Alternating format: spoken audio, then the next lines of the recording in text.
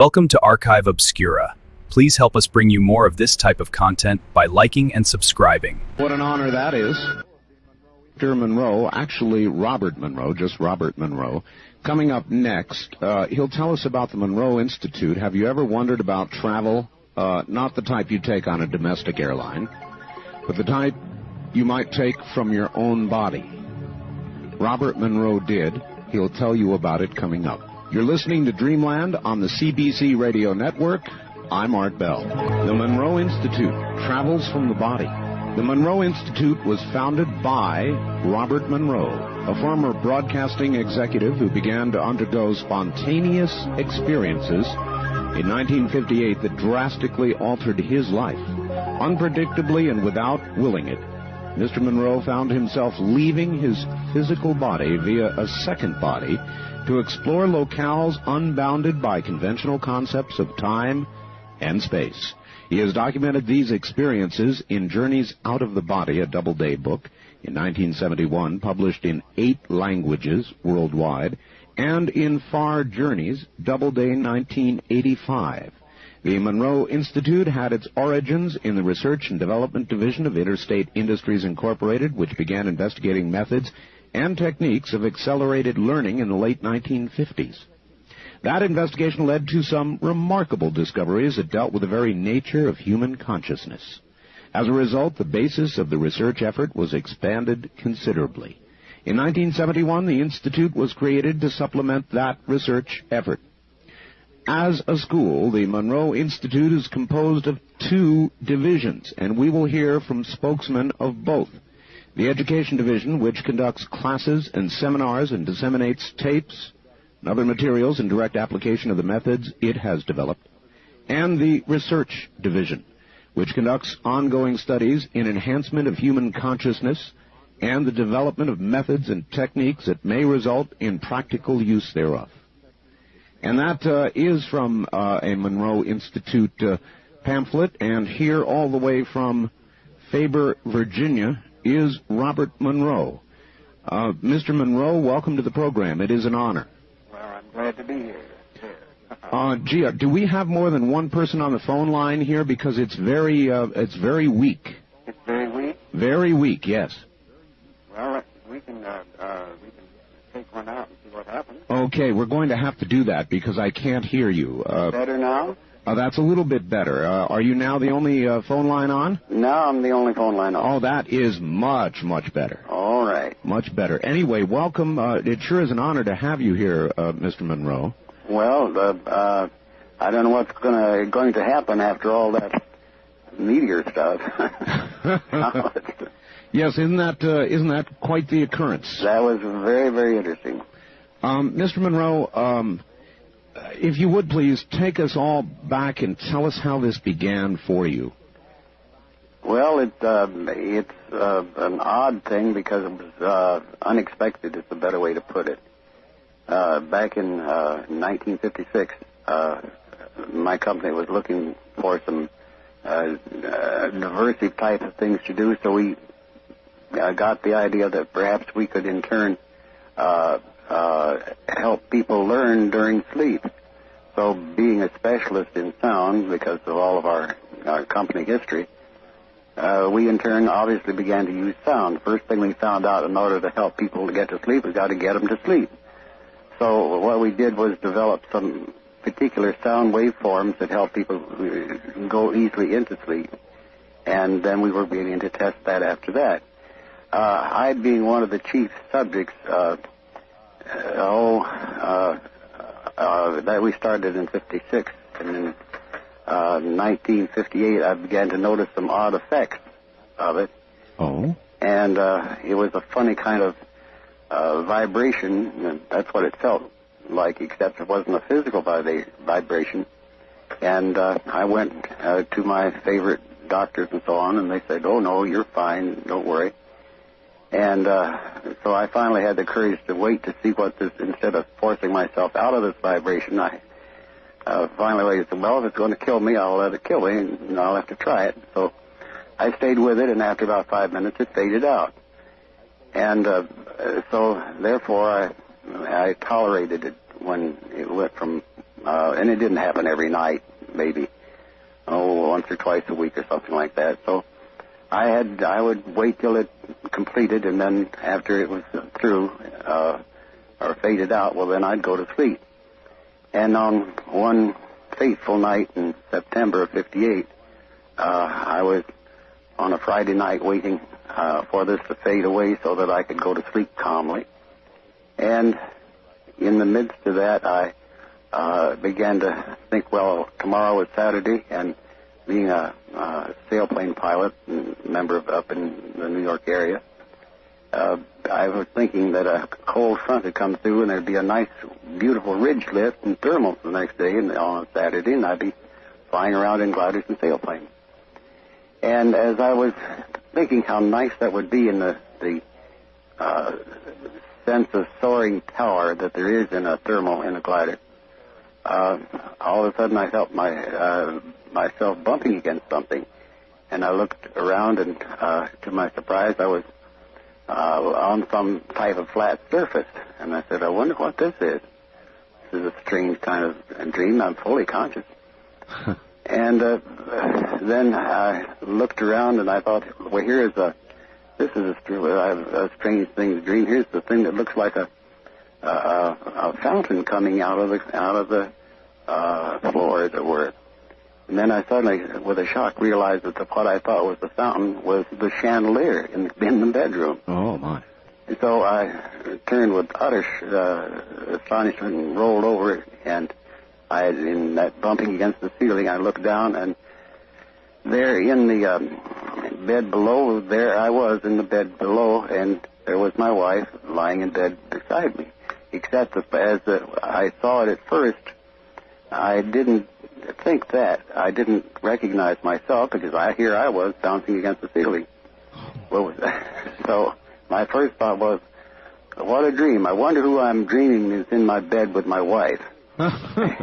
And yes.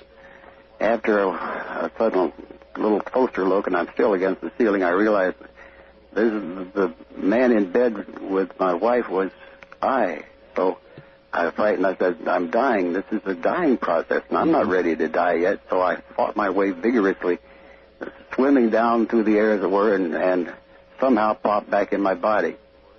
And I sat up and looked around, and there's my wife soundly asleep, and I looked up, and there's the ceiling with a chandelier. And I obviously didn't get to sleep that night.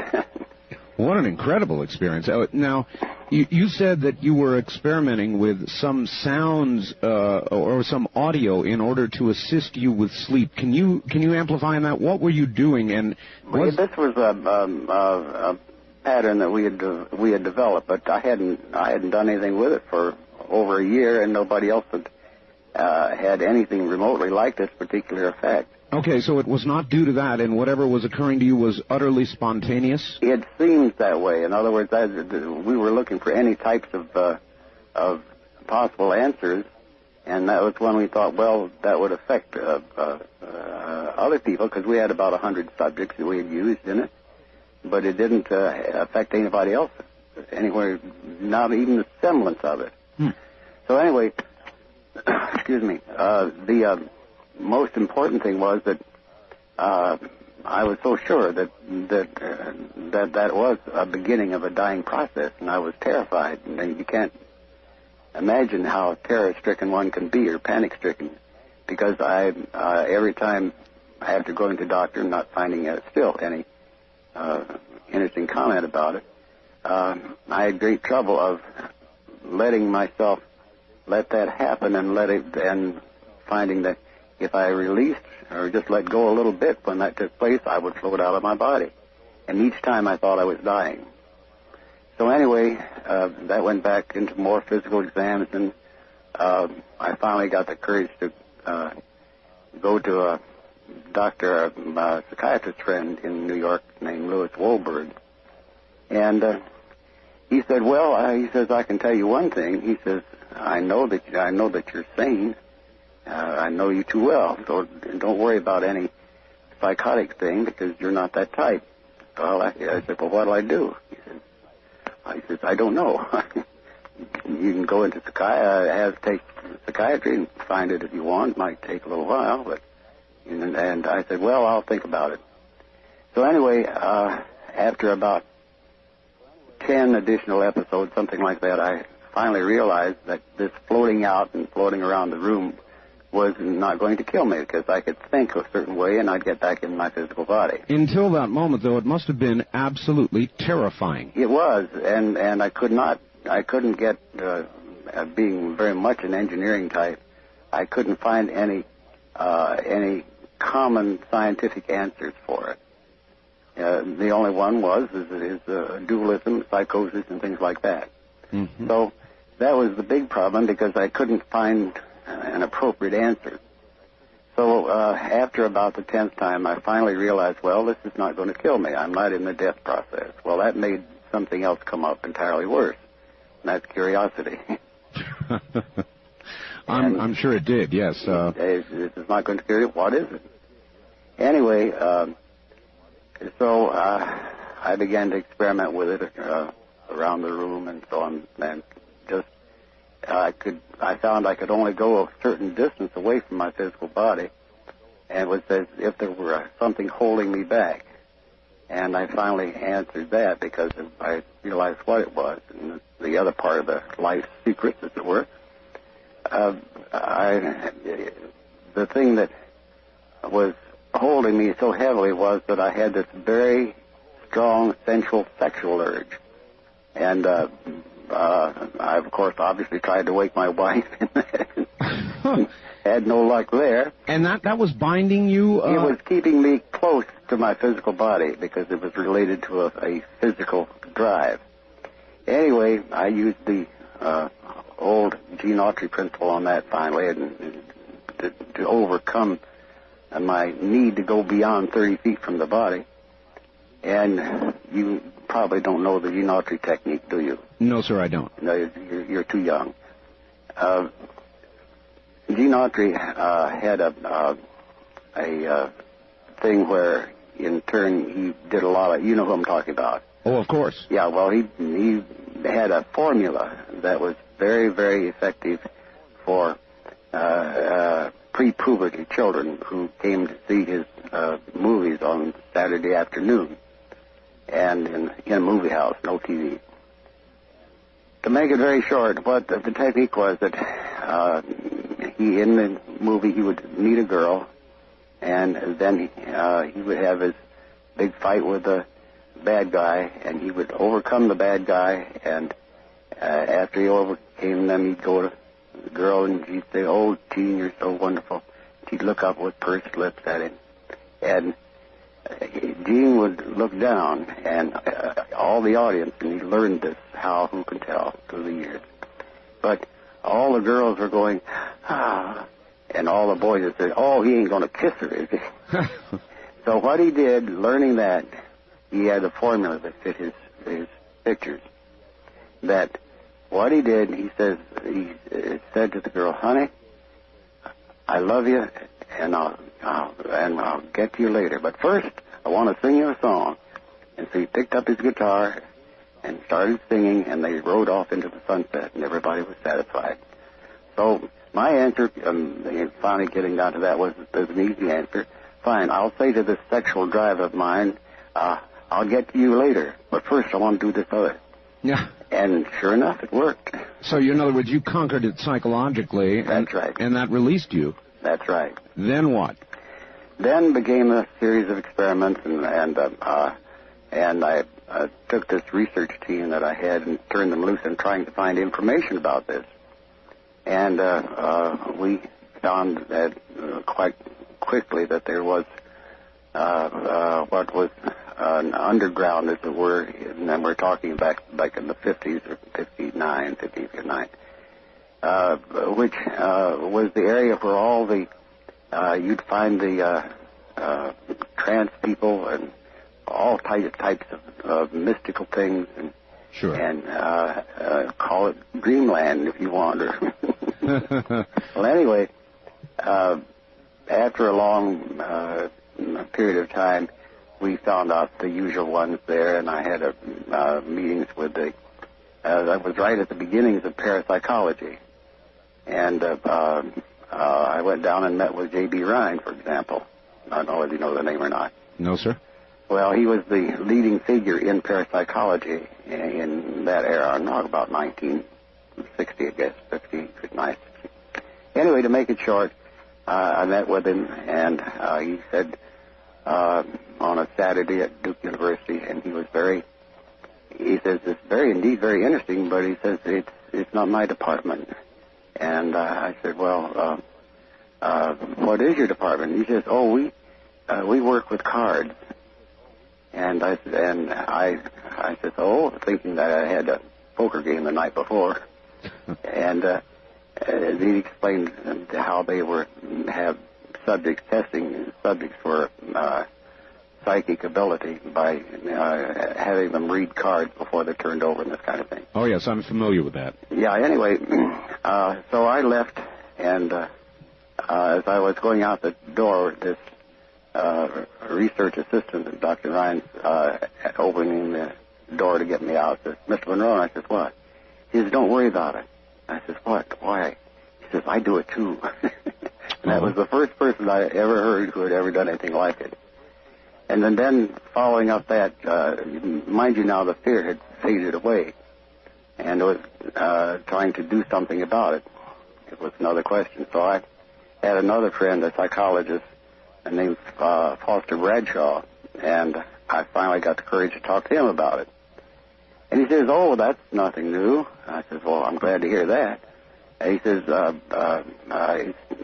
there's a very easy way to handle it. And I says, what do you mean? He says, you go over to India.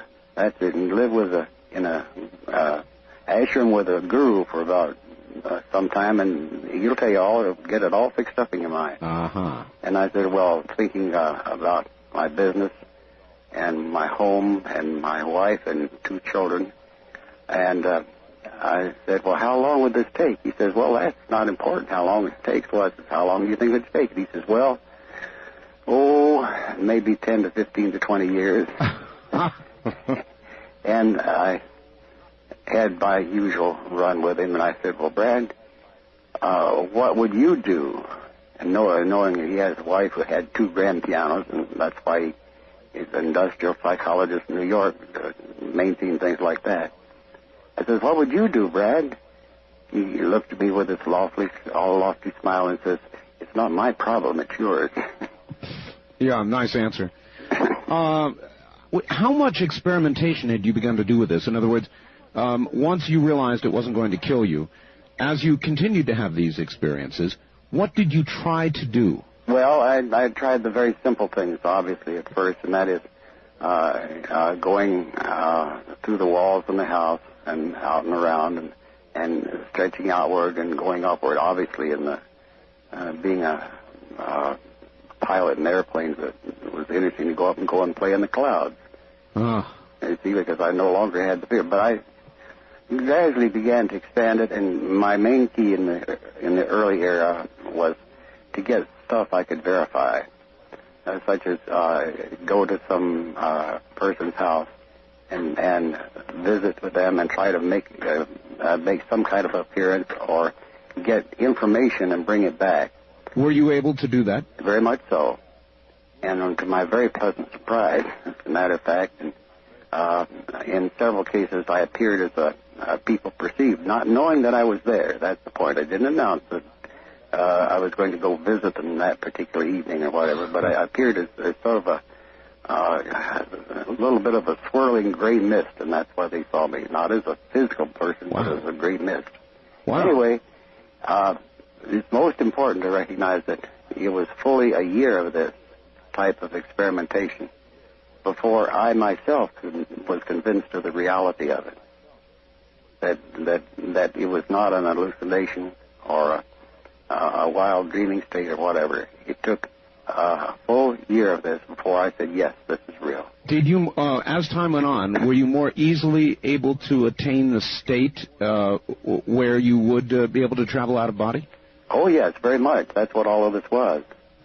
And then I got, as we moved into the early 60s on it, well, we began to do all different types of experimentation on going to the coast and back and everything else. Huh. Oh, that's remarkable. Mr. Monroe, hold on just a moment. We'll be right back to you. We're interviewing Robert Monroe of the Monroe Institute. This is Dreamland. Mr. Monroe, if you are there, we are now right at the top of the hour. And so we're going to pause for about 5 minutes and do the news and so forth and so on, and come right back. So stay put, relax for a few minutes. We'll be right back to you, okay? Very good. All right, great. Mr. Monroe, Robert Monroe of the Monroe Institute, back in a moment as we talk about states of consciousness that perhaps can be achieved by you, perhaps by everybody, if only they knew how to do it. Talk about inexpensive travel. This is Dreamland.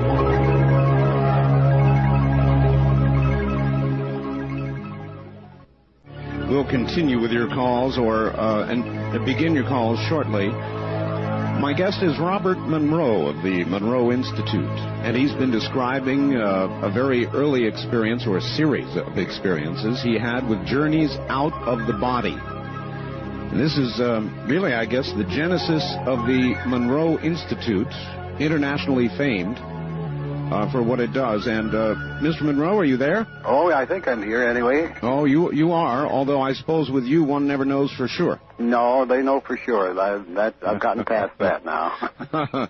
Tell me, there's been a lot of scientific study, and some not so scientific, of the near-death experience. Yes. And you mentioned that you thought it might have been an NDE that you were having. Is there a relationship to the NDE?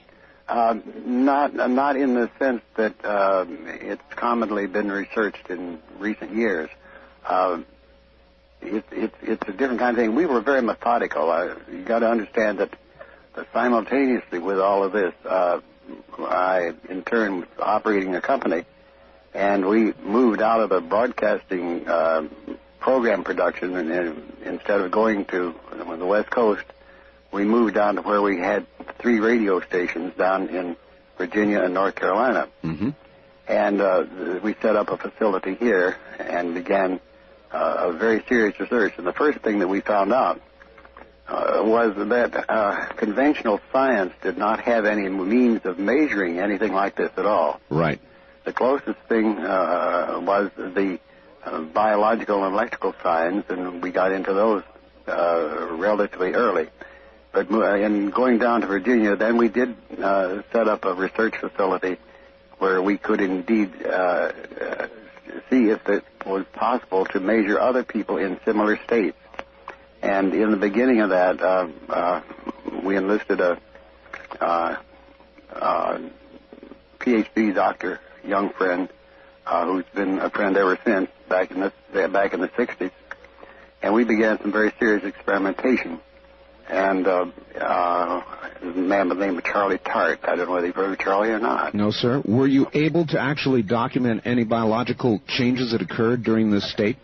We began to match them up, and we found that, generally speaking, we also developed methods and techniques, but we had an average of about 8 to 10 subjects that we were using constantly in the 60s and 70s down in Virginia, in Richmond, and then in Charlottesville. Incidentally, what brought us into Charlottesville is that we got into the cable business. Oh, yes. So. Yes, I'm very familiar with it. I guess we've been down similar roads. My background is in cable television and broadcasting. And you know, even then, in the whole idea we were microwaving signals in, I thought, aha, someday that's what cable's going to be. It'll be satellite stuff. Anyway, to make it short, there was no means of measuring other than the conventional signals. And we found one of the things, there were 2 states that came out biologically, and by that I mean chemically and electrically. One of them was dreaming sleep, and that was when one was near the physical body. The second one was stage 4 sleep, which is deep sleep, delta sleep, and that is when the major activity in what we coined the phrase, and it became generic. We didn't like to call it the old phrase of astral traveling because it had too much of a mystical flavor. Mm-hmm. So we coined the term out-of-body, which has now become generic, as you know. But what we found is that these extended distance type of activity all had to do with stage 4 sleep.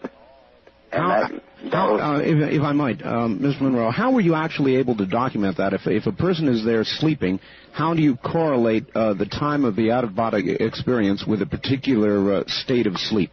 Well, it was very simple. In the 60s, it became a lot simpler than it might seem at first. We took various types of body measurements, electrical measurements, and occasionally then we got into EEG patterns, but we did not have the equipment at that time to be able to do it properly. Anyway, what we found is that when a person was in one stage of sleep, they are subjects who in turn became proficient, I might add, in performing this out-of-body. We took readings on them in these activities that they were doing and matched them up with the biological signs of these two different stages of sleep. And this is where we began to get the connection that led us to really where we are now. But through those early periods, we did some of it. We did at UVA, for example, back in the early days in the 60s, and that's where we at least got the beginnings of working on an EEG pattern.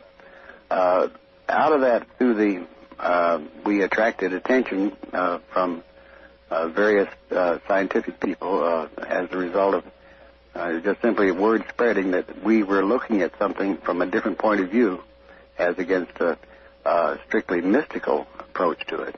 How was the conventional scientific community reacting to your work then? They reacted with a great deal of skepticism until one and more of them began to experience the thing through the system that we were slowly, painfully developing. And it was kind of a thing that working on a means of getting past the hard rocks that I had encountered. And the first one, of course, is fear, and the second one is the reality of what it is. And it didn't take nearly so much work to have people determine the reality. And we're not talking about college students, which are often the typical subjects. These are people that one way or another had heard about what we were doing and became interested in it, like physicists and psychologists et al. And that was the beginning back in the 60s. And moving slowly through the 60s, we developed means of inducing these various states. And in inducing those states, we got it very simple. The first one was, and we gave them labels so they would be impartial in terms of states of consciousness. And the first one was very simple. We called it mind awake and body asleep. And this is what we call focus 10. And so we did establish these different types of states of consciousness that we could induce by using these very particular sound patterns. And so by the 70s, we had it had spread simply because the word would get out to among the scientific community, and those who were curious or had something similar happen to them were attracted to our work.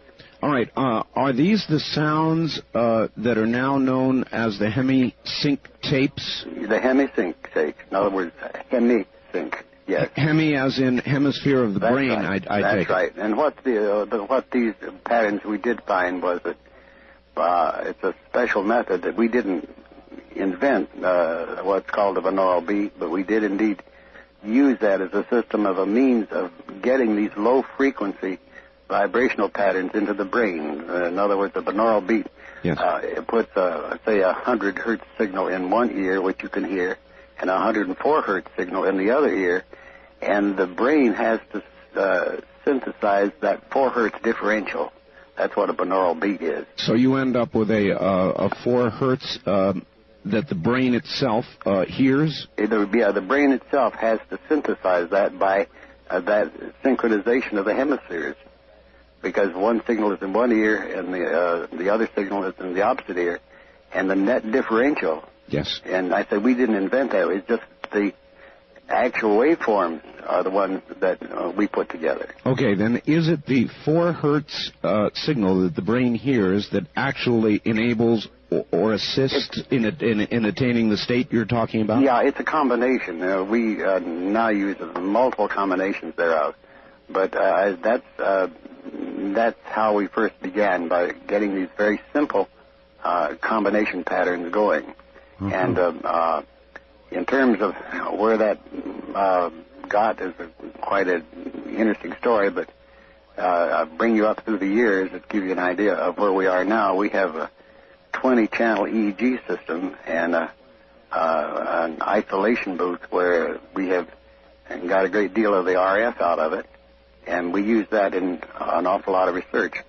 And I will turn you over to Skip Atwater and let him talk a little bit about the research patterns. That will help. All right. I would love that. Right. And go right ahead. Coming is Skip Atwater. And Skip Atwater, are you there? Yes. Skip, what division do you head up for Mr. Monroe at the research division that you mentioned earlier in your introduction? Yes. Fascinating stuff that you folks are doing. What can you tell us about the present state of your research? In other words, what all this has led to? Yes, the present day research has really been due to the age of computers. All the work that Mr. Monroe had done over the 2 decades prior to the invention of the computer world and analysis is now being validated. He has always been a man ahead of his time, as it were, and the notions he had about what was going on are now being proven to be true by looking at the brainwave states through computerized electroencephalography, actually measuring brain waves with a brain mapping system that runs off a computer, not the charts and the squiggly lines that we've all seen on drug commercials on TV and things like that, but actual computerized analysis of the brainwave states. What are you actually able to chart? This is fascinating. What can you chart about the brain besides electrical activity? Well, we can see how the sound patterns originally invented by Mr. Monroe affect the change in the patterns of the brain, and those changes then have been identified over the years as being characteristic of states of consciousness. So you can actually see dissociative states of consciousness and transcendent states of consciousness as they're experienced by the people reflected in their brainwave states. Wow. That's a significant accomplishment. What if somebody were there and we were actually observing this underway? How are you able to document this using a computer? Is it just that I'm totally lost? In other words, getting a little bit technical with me, if you can. What exactly do you look at? What we do is watch an overall flowing pattern of brainwaves. The brainwaves are the result of electrical neuron firings in all levels of the brain and are reflected up on the scalp as activity of the brain. Not all things actually occur in the neocortex, or that gray layer over the top of the brain. The brain is active electrically in regions down deep inside. So what you see as the pattern and activity on the top of the scalp where we put our electrodes is a result of all that activity in the brain. So it actually takes the computer to figure out all that information. Right. But that is, in essence, what an EEG does as well, is it not? In what way does the point you've come to differ from an EEG? Well, this is the state-of-the-art of EEG work in terms of analysis. It's not just the squiggly line graphs. You can take and make a map of activity, a color topographic map, like you might see a weather map of the United States as the clouds pass over it and the weather fronts pass over it, you can see that same type of information passing over the scalp and over the surface of the brain. And by analyzing those changing patterns based on known concepts of brain activity, you can see the states of consciousness change as people move through them in response to the hemisync system.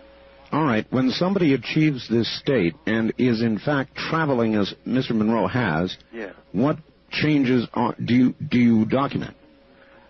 People usually start out with what we call the alpha state, where in the back of the head there is high amplitude alpha as they're just laying there resting before moving into this state. That pattern changes as they move into what the sleep researchers call stage 4 sleep, and what the consciousness researchers would call a dissociative state of consciousness, or dissociating from the physical awareness of the body. That results in a high amplitude delta frequency happening right on the top of the head. Wow. All right. That's quite incredible. And so where do you go from here in your research as you're going to, I'm sure, continue to try to document this? What is ahead for the Institute? Well, the first task 5 years ago, when all this became a feasible thing to do, to actually map the activity of the brain as it responded to the stimulus of the hemisync process, was to improve the tapes by measuring the population of people and then changing those patterns slightly and improving the process that Mr. Monroe had discovered some years previously. Uh-huh. I want to ask you a question. Do we have more than one telephone online now?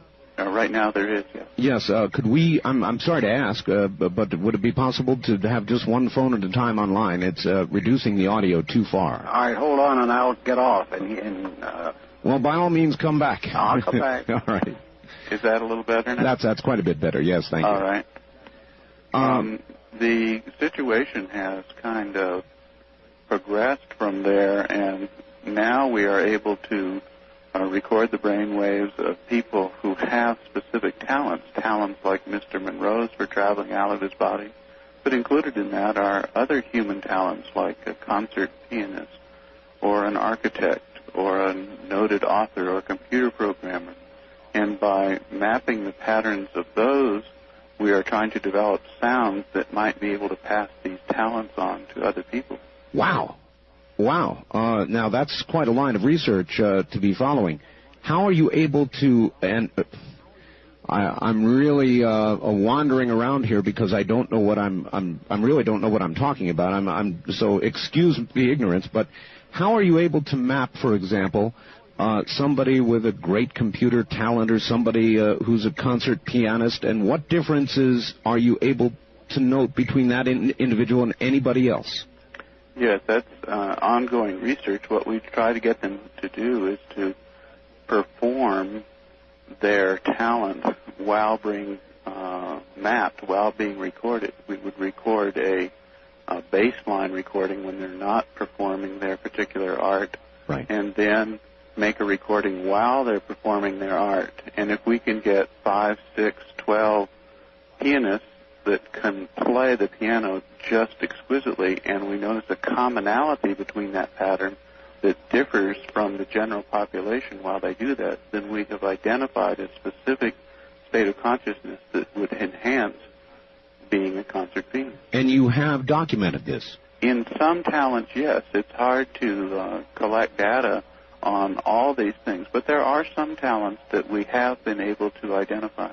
And are you able to see similar activity in a specific part of the brain with regard to a very talented person, or does it vary according to what the talent is? Both according to the talent and according to the person. This is the brain. Each one of our brains is not identical. They are anatomically different. As we grow from infancy through adulthood, the folds and creases and changes in our brain are all different. Fortunately, there are some common patterns, and it's ferreting out those common patterns over hundreds and hundreds of subjects that is our task. Wow. That's quite a task you've undertaken. And I suppose when we get to the practical applications, we get into the educational division. Is that correct? That's correct. All right. I would like to ask that you hold on just one moment. We'll come right back to you, and we are interviewing actually a number of individuals from the Monroe Institute. We'll be right back. All right. And once again, F. Holmes Atwater, who is a researcher for the Monroe Institute. And are you there? Yes, I'm still here. Good. We've got only a couple of moments before the bottom of the hour. Yes. But how much of your research now is able to be translated into educational help for people who want to know more about this? In other words, how much of what you have done has become practical application? Yes, there are. That's a really good question, and because we want to be practical use to people, to do research or to do work in this areas and never develop any practical application would just be fruitless. And we have developed a lot of practical applications over the years that have proven now over 3 decades to be of benefit to people. We have a number of brochures and literature about the use of our techniques with professional people, dentists, lawyers, therapists, educators who use the Hemi-Sync technique in their own profession, as well as individuals on their own personal voyages through consciousness who look into this technique for themselves to see if this works for themselves. So, in other words, there's certainly help for individuals. Is it in the area of, well, I'll tell you what, we're at the bottom of the hour. Let's hold up just a moment. We'll come right back to you. And this, of course, is Dreamland on the CBC Radio Network. Journeys out of the body. We're discussing them. And what practical implications knowledge of these things might have for all of us. We'll be back. Welcome back.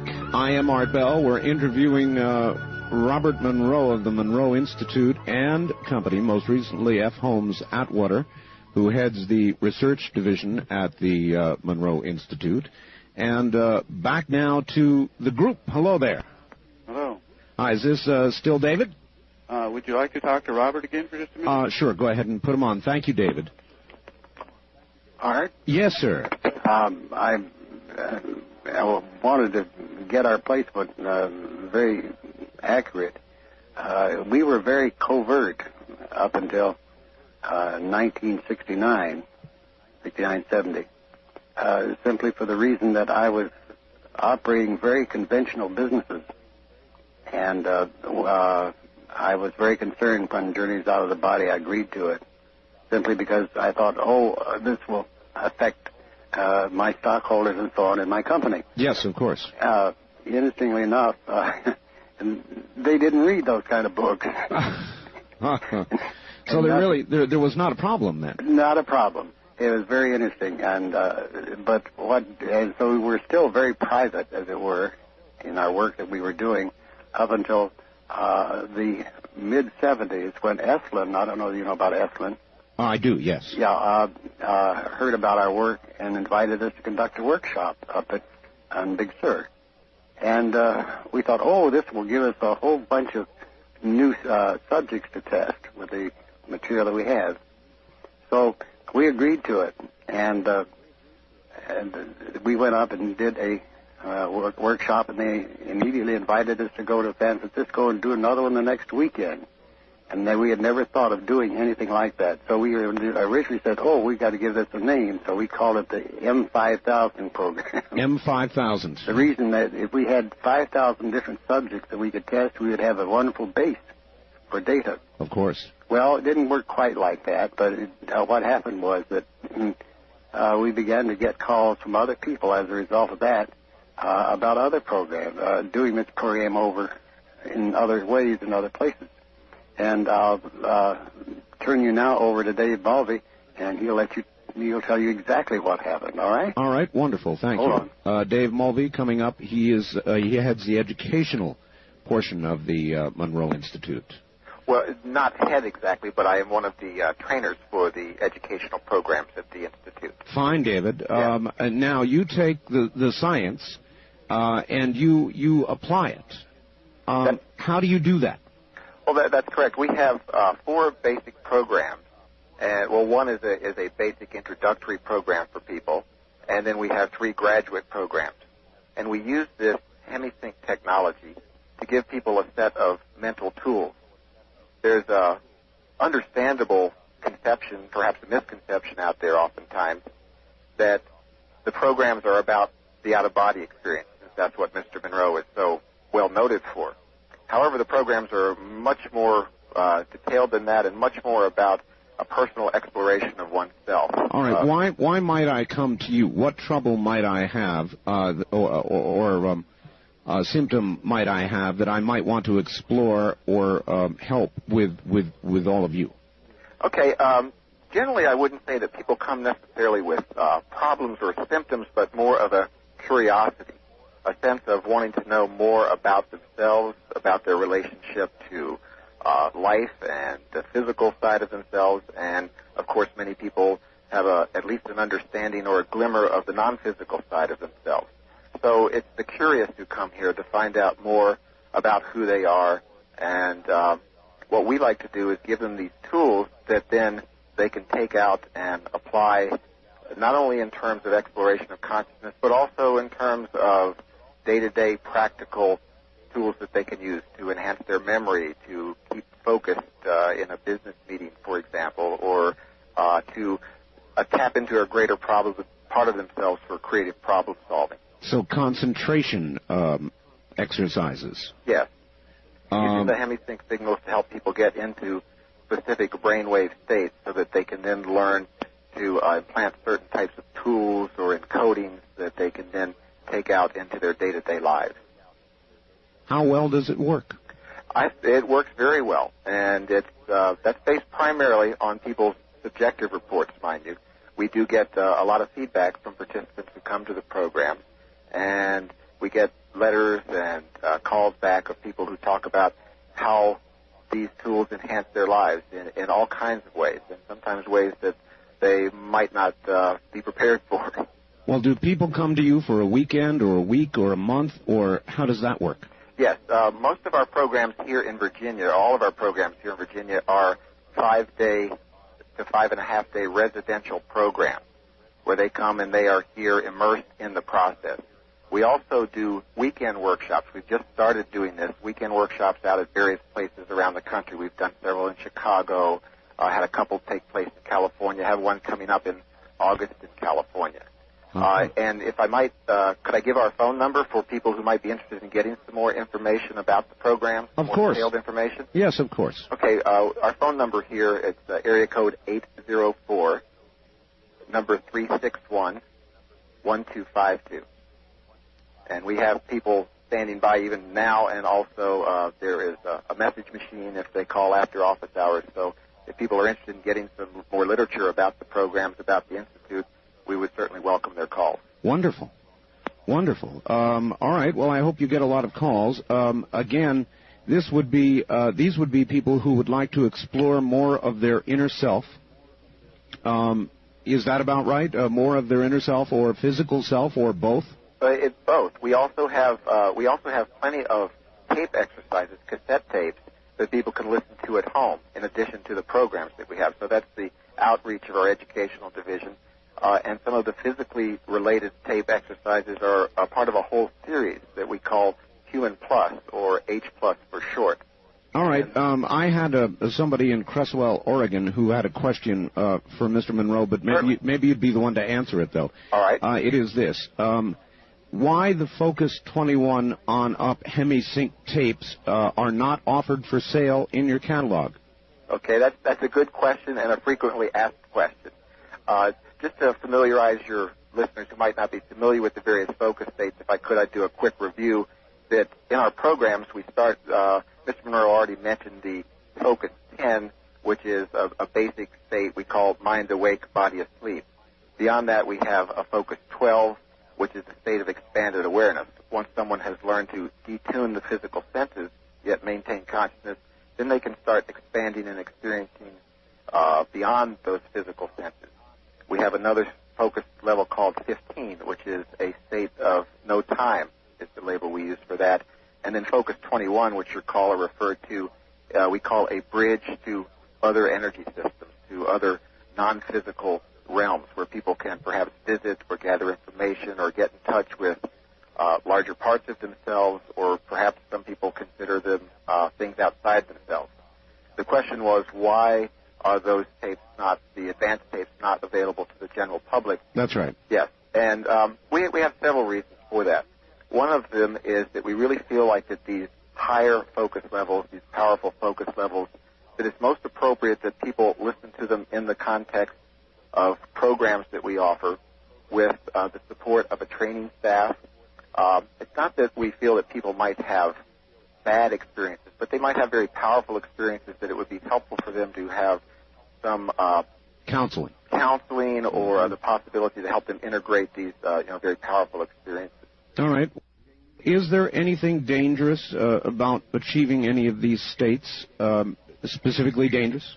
No, nothing at all specifically dangerous about it. We just feel that it's appropriate for them to have preparation and an understanding of what they're likely to experience in these sorts of states, so that they are prepared for the sort of things they might encounter.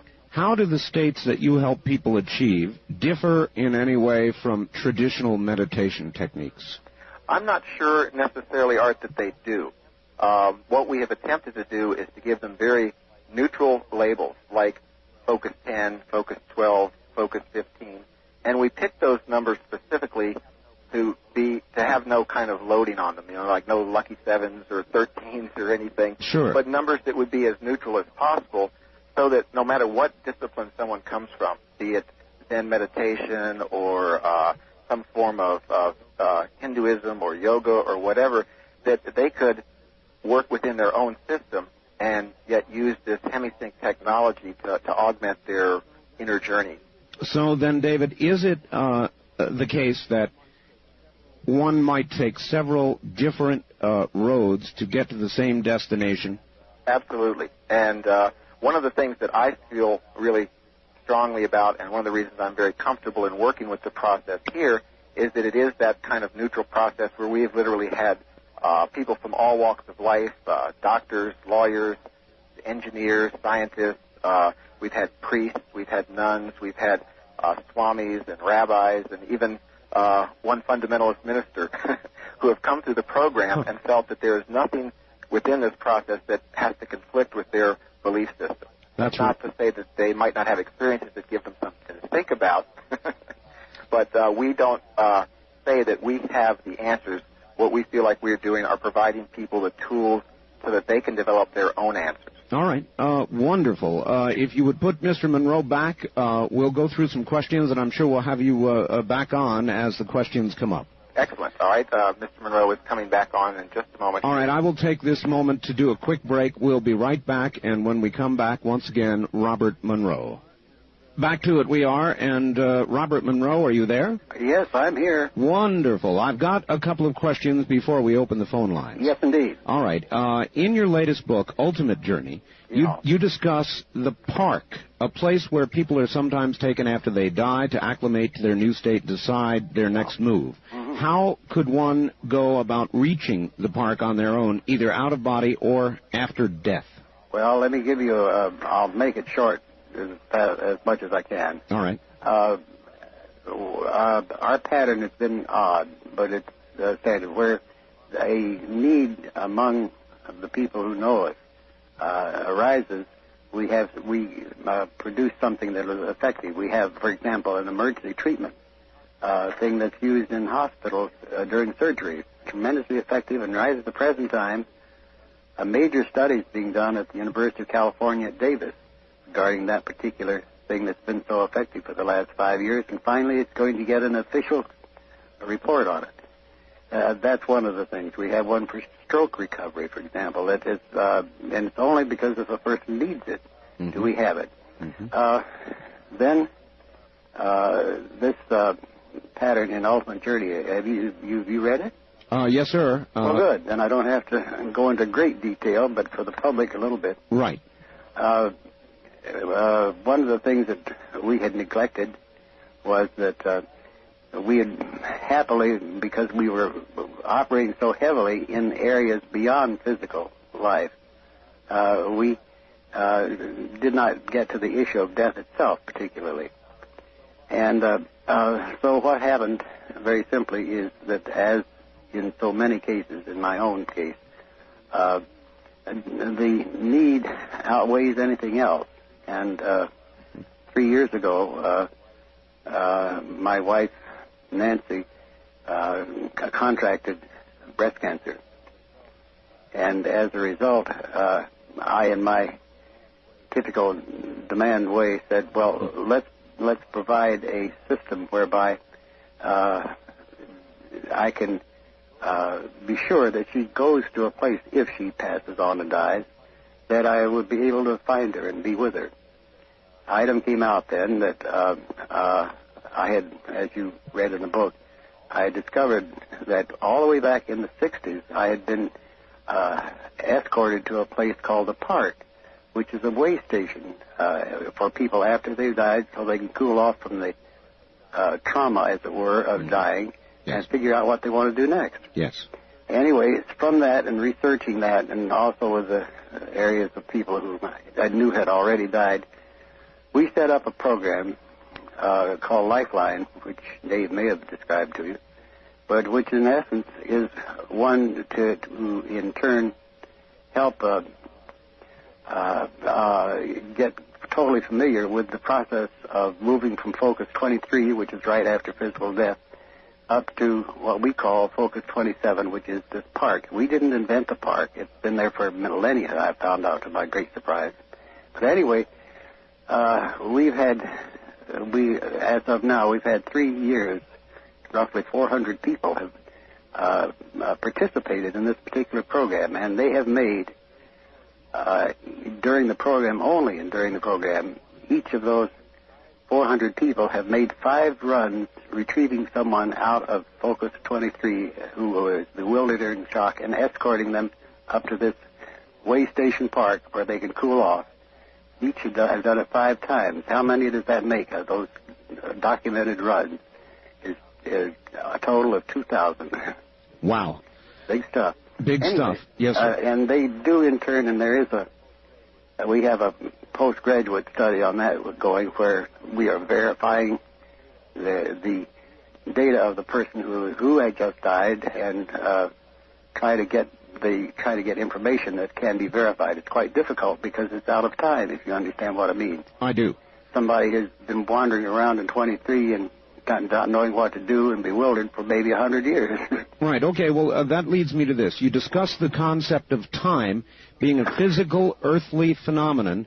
Yeah, that's right. Accepted as a condition of entry. I gather this, that lives, times, and events are happening simultaneously. This is a very confusing concept. It is indeed, and it's very, very surprising how we are locked into certain things that are peculiar to time space, and time is one of the key ones.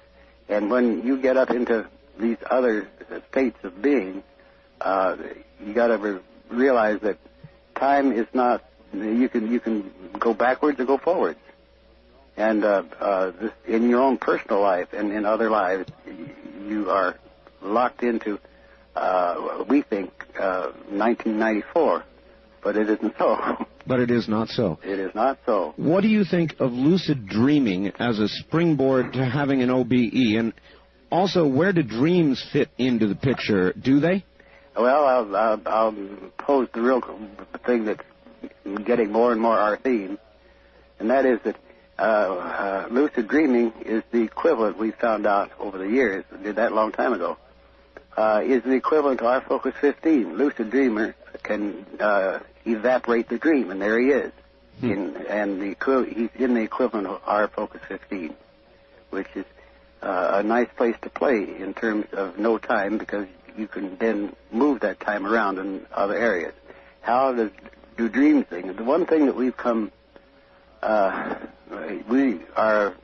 we call it a process of converting unknowns into knowns, or converting beliefs into knowns. That they are not particularly important unless you can do so. Well, one of the things is that, excuse me. All right.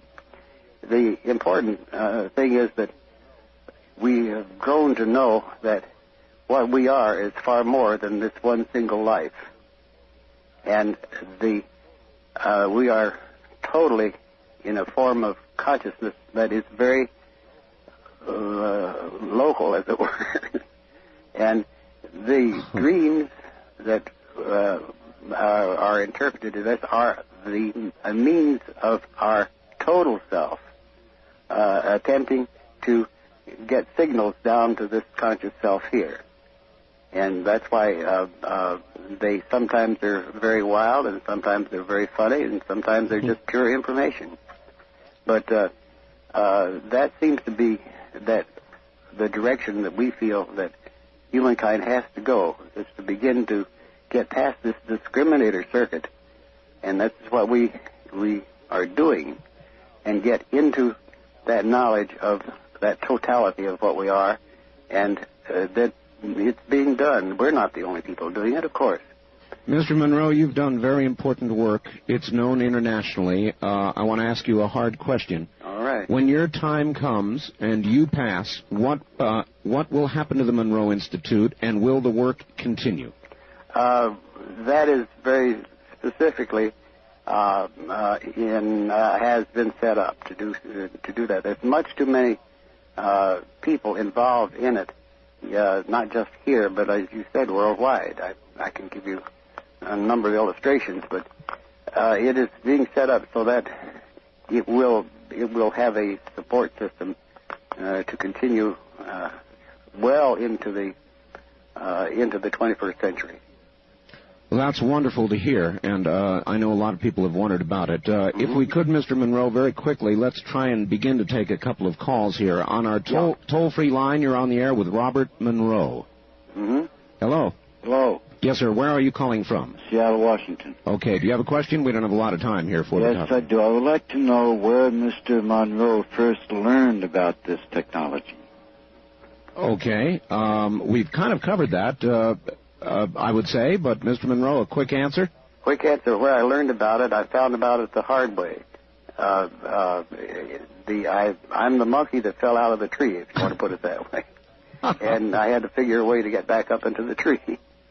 So really, through a personal experience that began all by itself, you set out on a quest to learn what was happening to you. Exactly. Mm-hmm. Out of necessity, as a matter of fact.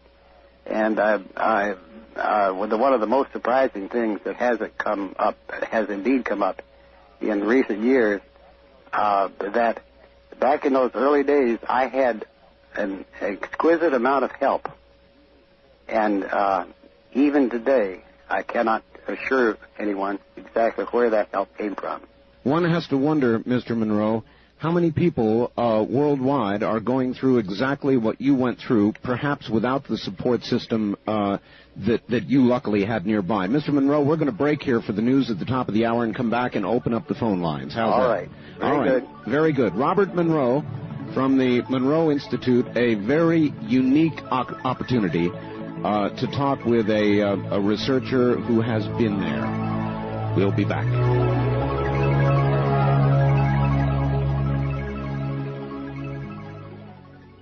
On a Sunday evening, particularly appropriate, I think, this evening. The name of our program derived from its physical adjacency to that area known as Dreamland, but with dual application in the interview of Robert Monroe, who doesn't give that many interviews. It is a great pleasure, and we are going to get phone lines open this hour and let you ask quite a few more questions. In that hope, let me go ahead and take care of a little commercial obligation right now, and in just a moment, Robert Monroe. Once again, Robert Monroe. Mr. Monroe? Yes.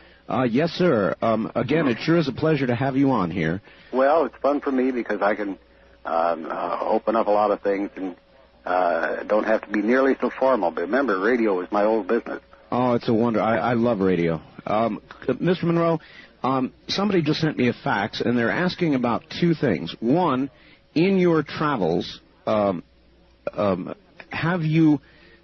you have any insight on two questions? One is, have you ever met with a being or met a being that is not human? And yes, I have. Oh, yes, you have? Yes. Mm-hmm. And let's put it this way, it is indeed limited. But the thing that I discovered, not unreasonably, is that we are a curiosity to other beings. Also, they have no particular desire to dominate us or something like that. We're a nice experimental species, as it were, not much more than that. That's my impression. And the other is, do you have any better understanding, because of all this, of our Creator or a God? I have very much that. One of the things that I had it all the time and didn't realize it, that is that this Earth life system is a created process and a creative process. And I can, as an engineer, go look at the leaf on a tree and see the design of it and what it's aimed to do. And that is, it's a transducer, as it were, and it can stand all sorts of winds and everything else, and when it's through for the year, it drops off. That's really a very scientific, creative thing from my point of view, but it is creative. Yes. And then in working on this further, one of the things that was so utterly fascinating to me, that there are portions of this Focus 27 beyond, this is beyond time and space, believe me. It's the last vestige of active human thought. But there, I was astounded to discover that there is some type of energy field there that lets the human mind be a creator and create carbon life. I was astounded to discover that. Moreover, part of my contract, I guess it was, for the help that I have received, is the idea that going back and looking at the source of this creative process. And I got as far as what is I called the emitter, for lack of making a common term, and the creator or creative process is behind that. And there is an aperture to which one can go, but not until they're complete, as the people waiting, or people, it's not quite the word, the beings waiting to go through there, massive things, they pass some of this information along to me. And yes, that's one of the things that in turn has certainly come very much to my knowing, and that is that I know as I sit here how our civilization is restrained in terms of anything that's non-physical. We don't know anything about it in any way, shape, or form. And the options that are available to us, we are no longer physical here. Instead of being, one of them, of course, is being the human addict and go back and live another life, because you get addicted to being human. But there are so many other opportunities or options along that spectrum of energy. And one of them is to go and, I'll put it in the crude way, I try to make it in ways that we can understand it now. Of course. And that is to shake the hand of the Creator and say, well, this is a great job. Not prostrate and adoration, but just to say, you're a real smart one. All right. Wow. All right, Mr. Monroe, let's go to the phones. Every one of them's locked up and wants to talk to you. All right, go ahead. Let's do it. On the wildcard line, you're on the air with Robert Monroe. Good evening. Hello there, this is Fritz calling. When Shirley MacLaine's 5-hour television special, Out on a Limb, was aired way back in January of '87, some of her highlights was astral projection. It did make a lot of waves. Of course, her book with the same title did make the radio and television interview circuit years before that, and many, many millions of people were exposed to the OB subject. Now, Robert, we need another catalyst to push that subject to the people's attention. After all, they could join the Cosmic College for free. Yes, indeed. Well, we have not made a big point of being widely known yet. We did a slight study to indicate how many users have been used in the methods that we have available and put forth out of demand, but not out of advertising.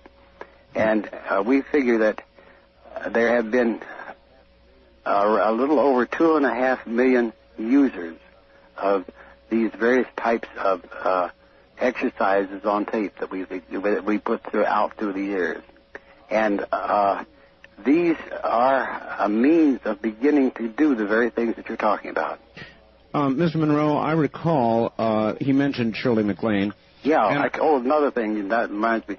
I got very amused that in Shirley's movie, in her picture, I think she was the one that went into a bookstore looking for something, and right in front of her eyes was my book, Far Journeys, I think it was. Yes. It was very funny, and I thought, She alluded to the possibility or claimed that she had traveled toward the moon away from the Earth. Mr. Monroe, there are limitations that we believe we face physically with travel to other planetary systems with regard to the speed of light and all the rest of it. I'm sure you're well aware of that. Might out-of-body experiences be a way ultimately to travel where otherwise we may never go? Absolutely. We did a great deal of that in the mid 70s. And these were engineers and physicists principally. And we saw all the stuff on the moon before our shuttles and stuff got there. We went out to Mars and out beyond that. The trouble is, we found that we got nervous about going beyond the solar system, knowing how we might get back. We might get lost, until we found out it was very simple. All we had to do is to think back to our physical body, even though we may be 100 light years away, and we'd have no problem at all getting back.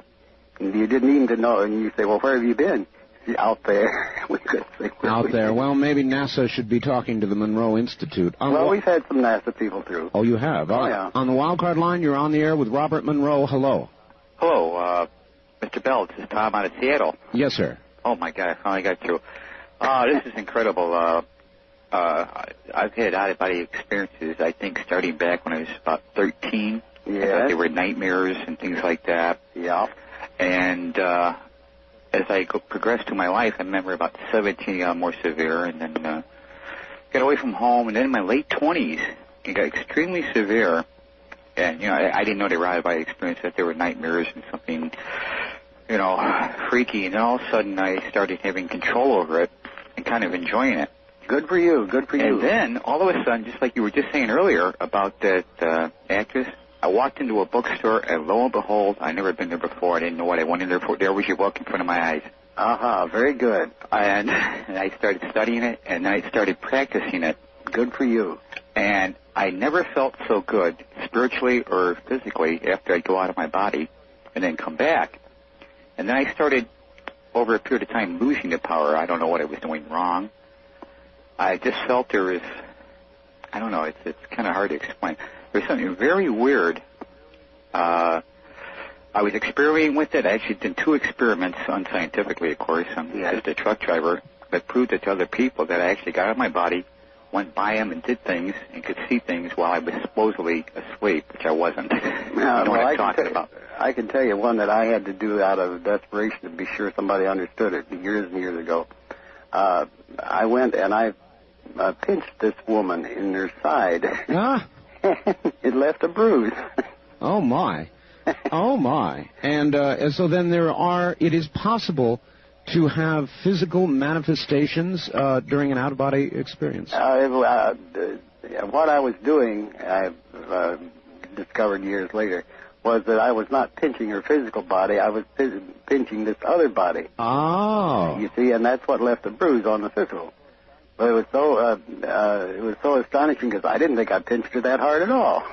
It was on right just above her, around her waist, or up above her hip. Very discreet of you, sir. Yes, it was discreet. All right, on the wild card line, you're on the air with Robert Monroe. Hello. Hi, this is John. Let me turn down my radio. Thank you.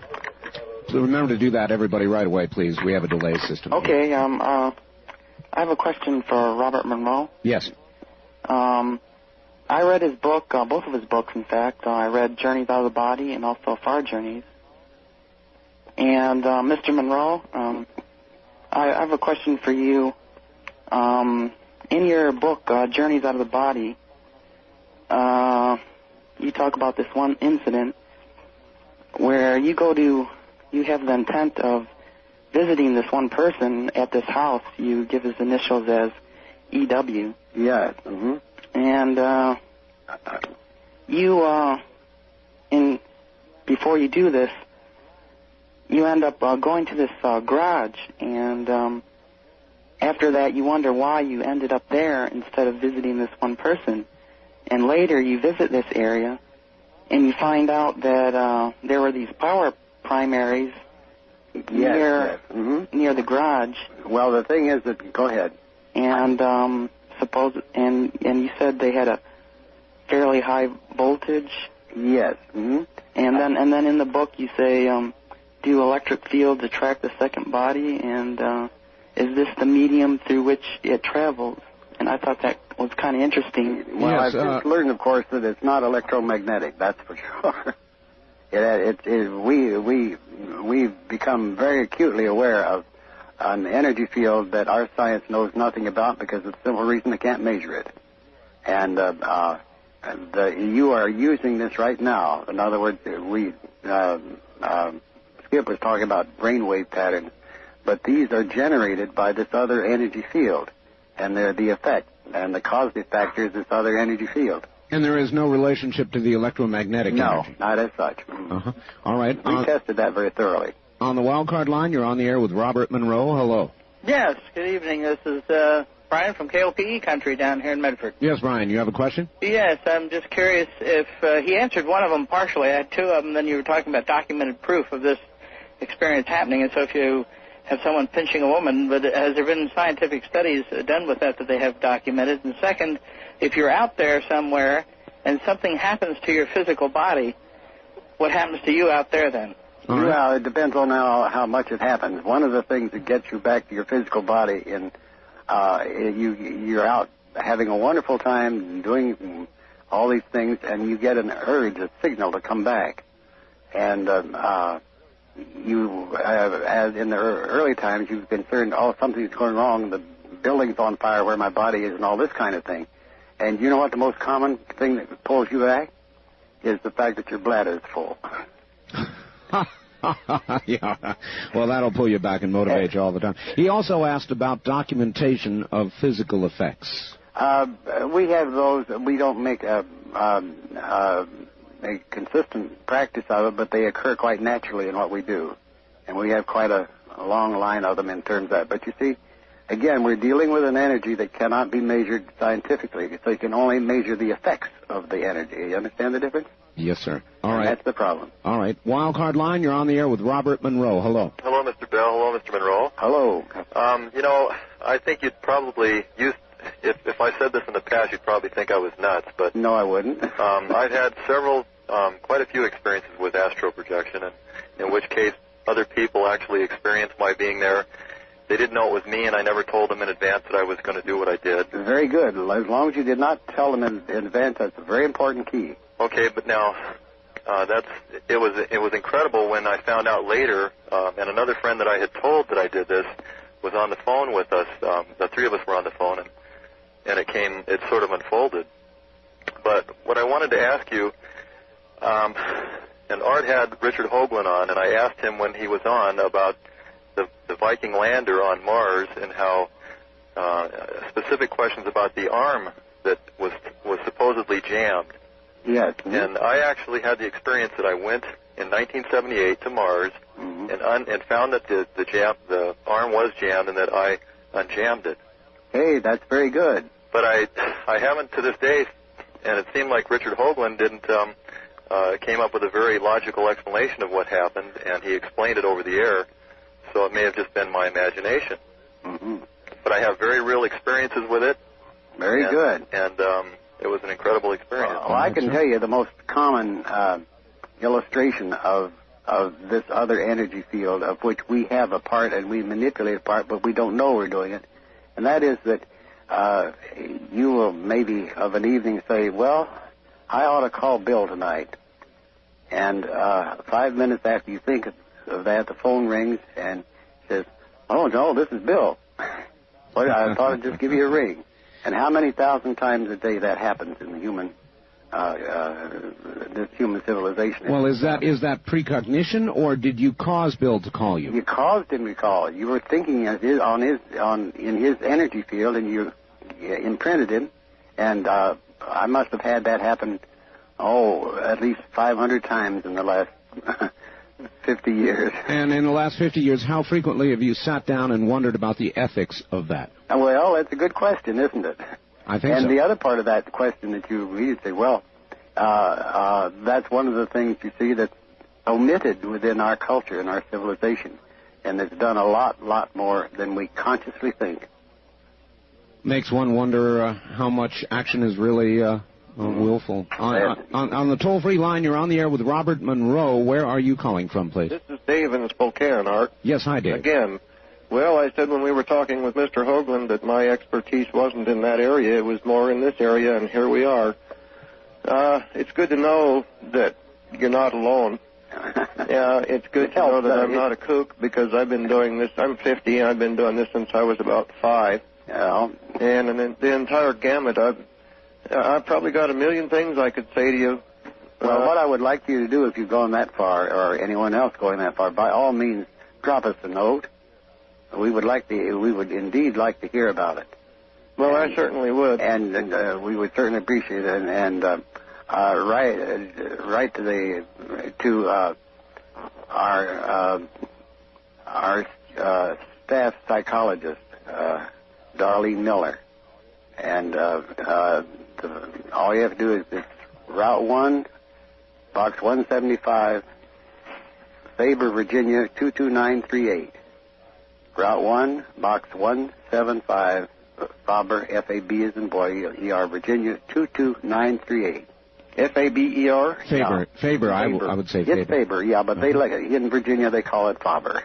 Okay. I had one question for you. Very quickly. Very quickly, have you ever been to a place where it was totally dark? All right, and hold that answer, Mr. Monroe, and we'll be right back with you. This is Dreamland on the CBC Radio Network, half-hour mark. My guest is Robert Monroe. There's more.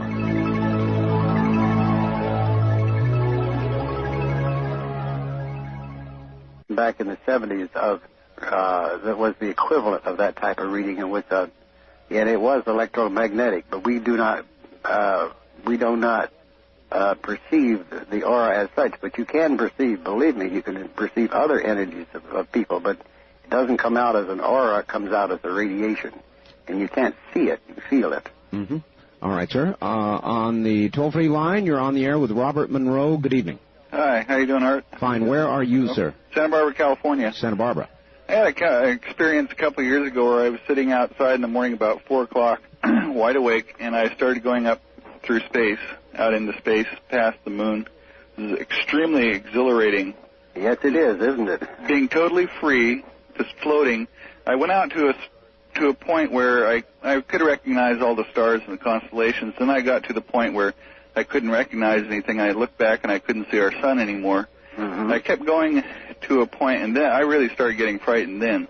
Yes, I know. We got into that, and when that's why I say we finally figured out how to cure that fear of being not knowing where you are. Right. I finally came to a planet, and I was coming down to the surface of a planet, and there were hundreds of people in my mind, looking at different knowledge that I had, anything that I knew, just, having conversations.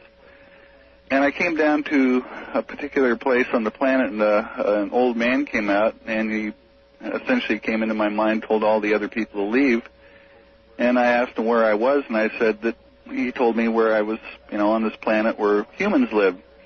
And I asked him, why was I there, and how did I get there? And he says, well, you're from a penal colony, and I'll send you back. I said, but I don't know how to get back. And so he sent me back. Yeah. And this took all about 15 minutes. I was wide awake. When I got back, I was just shaking, and my whole body was shaking in cold sweat. I can appreciate that. You see, that's the thing. I went through so very many different phases of that type of thing. That's why, being very much too left brain, perhaps, I in turn have to get these into a form where we say, well, first experience it, and then after that get your left brain in to analyze it and control it. Mr. Monroe, again referring for a second to the near-death experience, there are so many parallels.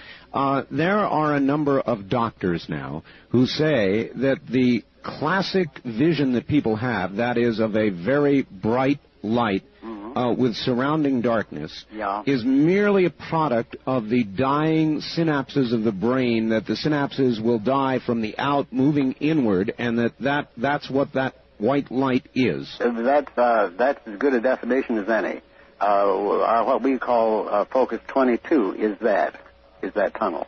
Is that tunnel? Yes, and this is how we commonly identify it. I see. Incidentally, speaking of this one time thing, I enjoy so much the name of your series, your program called Dreamland. Yes, sir. So we better change it a little bit. Maybe I can help you change it. Add some nice wild stuff. But what I wanted to let you know, because it relates to a little bit what we're talking about. We have a new series for use in residences and in hospitals and hospices called Going Home. And it is designed for a person with a terminal illness or injury. And we just put that out within the last 2 months. And what it is designed to help not only that terminal subject decide where to go after he or she dies, and what to do by giving them a guided tour, as it were, and then giving them the option to do whatever they want to do. Most importantly, that's half of this series. The other half of the series is for the support group, the family, friends, and loved ones, and the caregivers. Sure. So that they need the help to understand this too. And it's got the support of psychologists and caregivers all over the United States and Europe. Would you say that somebody who knows roughly that they are going to die, that they are going to pass on, is a fortunate person? Would that be a fortunate person, or would it be better not to know? Oh, I very much believe in the believe is not enough. I should put it in the no category. That we should have a choice in dying. Absolutely. I think that the individual, because we have discovered them already, and through the research that we did for this new thing, and that is that many people have a death wish, and it's not. You can't stop that death wish. They'll get a stroke, and then they'll get cancer or whatever it is, and that reason for that can't be detected, because once you meet them after they've got the process underway, and they don't know this until some do, but they don't really consciously know it. It's because they've completed what they came to do. And having completed it, there's no sense in hanging around. And it's that simple. I had a very dear friend who did exactly that. And no one knew why he would have a stroke, and then after that was taken care of pretty well. Then he developed abdominal cancer. And until I met him after he did, I didn't see any reason why. But he had done what he had done. He was ready. He was ready, and there's no sense in hanging around. His grandchildren are all fine. Everything's in good shape and whatever. And he completed what he wanted to do. And so he just simply died. You can't stop a person in that case, don't you see? Yes, sir, I do. You can put him on life support or whatever, and you can keep his body working, but he's gone. All right. On the toll-free line, you're on the air with Robert Monroe. Hi there. Hi. Where are you, sir? I'm from Phoenix. Phoenix. This is Henry. Hi, Henry. This is fantastic. I wanted to ask a question about the vibration you felt, sir, originally. Is that like an inner electrical, like a finer electrical feeling than you would get from household current? Is it like that and quite exhilarating? Yeah, it felt that way to me initially, and I long since discovered that it was not electrical at all, because I even had a test at that time to see what it was, and it was not even showing as a mechanical vibration, neither that nor an electrical one. So what else was it? You see, our science could not measure it. So, Mr. Monroe, you would tell people, do not fear death? Absolutely. I think that's the point, is that it's a terrible thing to fear it that much. Because when you're ready, and it may well be that that's what we do with our going home. We help people become aware of the opportunities that exist beyond physical death. Mr. Monroe, will we ever come to a full understanding of the process of life and process of death? Are we ever meant to know, do you think? Absolutely. The point is, you see, you are growing a new personality, and there is this discriminator circuit that holds all this back till your personality, your intellect, your intelligence self develops. And once that develops, then fine, it's all open. It's absurdly easy. That's what your Dreamland is, don't you see? Yes, sir, I do. And Mr. Monroe, we're out of time. I want to give your phone number. I know there's 1 million people. The lines are still clogged. They have questions. It's area code 804-361-1252. Yes, and they can call that during the day tomorrow also. Okay. Or all during the week, as far as that's concerned. One more time, sir. Give us your address, please. And I'll make it real simple. The Monroe Institute, Faber, Virginia. F, like the pencil, Faber, Virginia, 22938. Sir? 2293, 9749. All right, sir, it has been a pleasure having you on the program. I would love to do it again sometime. We're just out of time, and I've got to go. It did get going, didn't it? Oh, it did get going, didn't it? Mr. Monroe, thank you. My pleasure. Take care. Robert Monroe of the Monroe Institute. Thank you for tuning in to Archive Obscura. Please like and subscribe.